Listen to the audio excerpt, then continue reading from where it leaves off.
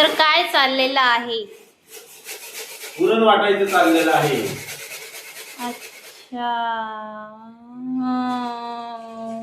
बघा आम्ही अशा प्रकारे पुरण वाटत आहे. कारण की आमच्याकडे वरोटा पाटा नाही आहे.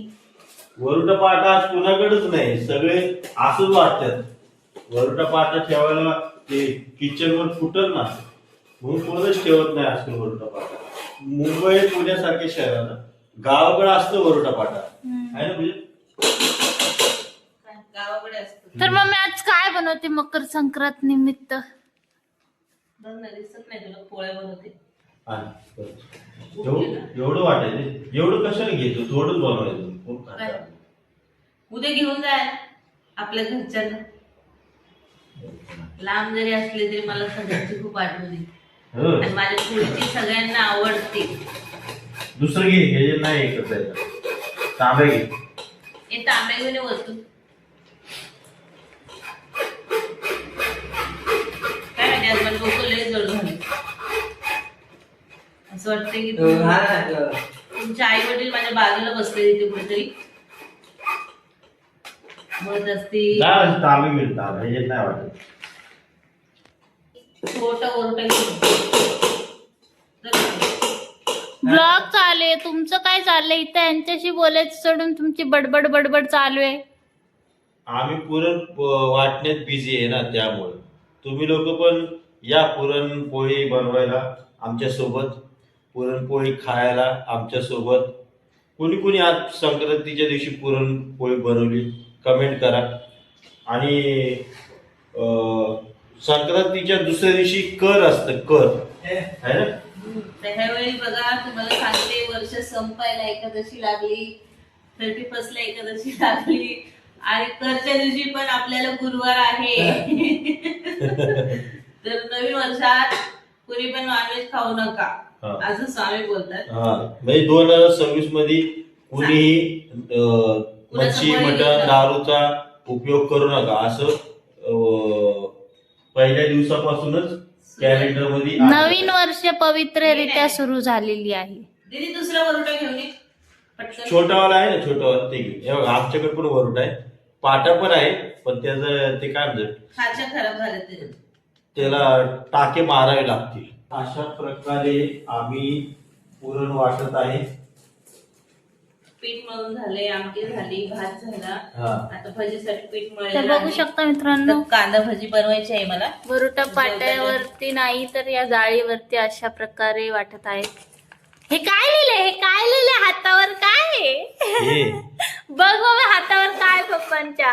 हे हातावर त्यांचं ना के नाव आहे. के के म्हणजे कीर्ती. कीर्ती नावाची मुलगी होती हॉस्टेलमध्ये, तिच्या मागे पडली होती ना. ती भाव देती ना विचारती. आणि हे बघा पप्पांची क्रश. ब्लश हो रे ब्लश. किती खुश होते बघा. आणि ते पण होते कितवीला? 8वीला. मी 8वीला होतो, ती 5वीला होती. अरे देवा. मित्रांनो, पप्पांनी त्यांच्या क्रशला इम्प्रेस करण्यासाठी हातावरती गोंदून घेतलेलं आणि गोंदेपर्यंत ती क्रश क्रॅश झाली. पण हे निघणार कसं कळत नाही. त्याला जाळावं लागतं. ते जाळल्यानंतर ह्या क्रशचं नाव लिहा, पी लिहा, पी.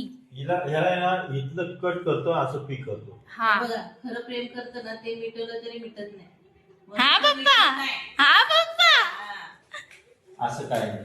पण आता कीर्ती भेटल्याने काय फायदा? तुमचे 3-3 कीर्ती झालेले जाताची. आमची कीर्ती महान झाली. कीर्ती झाली. तर या सर्वांनी पुरणपोळी खायला. आता पुरणपोळी खायला या. आता पुरण माझा हात ज्या वस्तू लागतो ना, ती वस्तू टेस्ट होते. तुम्ही जे त्या हातावर कीर्ती लिहिलंय. तुम्ही जे वडापाव, मंचुरियन खाता ना, त्याचं पीठ मीच मळतो घरामध्ये. हो. जेव्हा जेव्हा मी घरात असतो, त्यामुळे ते होते टेस्टी.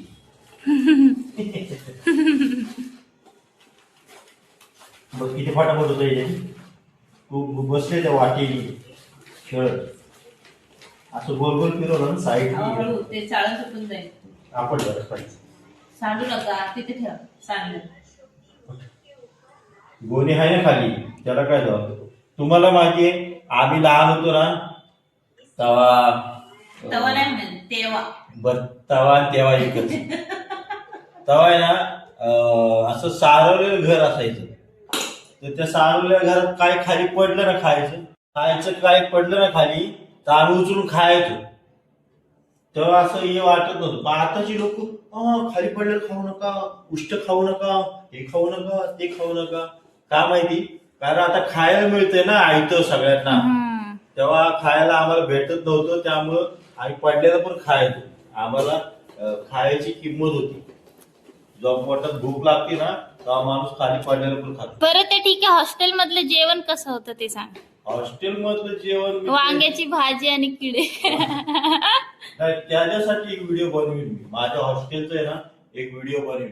म्हणजे सकाळपासून संध्याकाळपर्यंत आम्ही हॉस्टेलमध्ये कसं जगायचो, काय काय करायचो, काय काय आमच्या डोक्यात यायचं, मनात यायचं, आणि आमचे मित्र कसे होते, आमची फालतूगिरी काय होती, आमची चांगुलपणा काय होता, ते सगळ्यासाठी एक व्हिडिओ बनवीन आहे ना म्हणजे. आणि एक दिवशी मुलांना घेऊन मी हॉस्टेलला पण जाईल आणि त्या हॉस्टेलचं पूर्ण व्हिडिओ काढून मी युट्यूबवर टाकतात. बरं कोणत्या हॉस्टेलचे होते ते तरी सांगा. सातारा जिल्ह्यात रहमतपूर म्हणून आहे. सातारा जिल्हा कोरेगाव तालुका, तिथं रहमतपूर आहे. रहमतपुरात कृष्णा नदी आहे. कृष्णा नदीच्या तीरेवरती ब्रह्मपुरी म्हणून एक गाव आहे. त्या ब्रह्मपुरी गावात श्री संत गाडगे महाराजांची आश्रमशाळा 1992 ते 1997 सालापर्यंत मी तिथं शिकलो.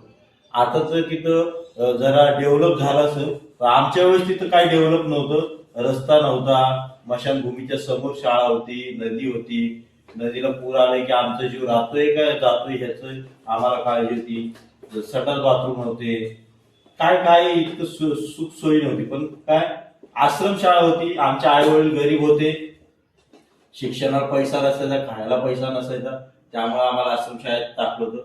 ती आश्रमशाळा तिथंच खायचं, तिथंच शिकायचं, तिथंच राहायचं. 6 महिन्याला दिवाळीला. तुम्ही याचा ब्लॉग बनवणार आहेत ना, मग आता का सांगताय? जेव्हा ब्लॉग बनवून त्यात सांगितलं. अजून भरपूर काय काय आहे त्यात. तर मित्रांनो, पप्पांच्या हॉस्टेलची कहाणी तुम्हाला ऐकायची असेल तर नक्की कमेंट करा. खूप मजेशीर आहे, आम्ही पण ऐकत आलोय, फक्त बघायचं राहिले हॉस्टेल.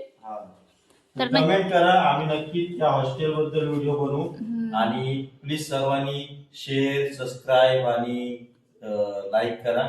आम्हाला पण युट्यूबवर सपोर्ट करा, कारण आम्ही युट्यूबवर व्हिडिओ आमचा एक हेतू आहे त्यामुळे काढतोय. आता आम्हाला असं बरं वाटत नाही नाचणं, काय पण आगाव बोलणं आहे ना. आगाव काय बोलतोय म्हणजे चांगलंच करतोय ना. चांगलंच करतोय.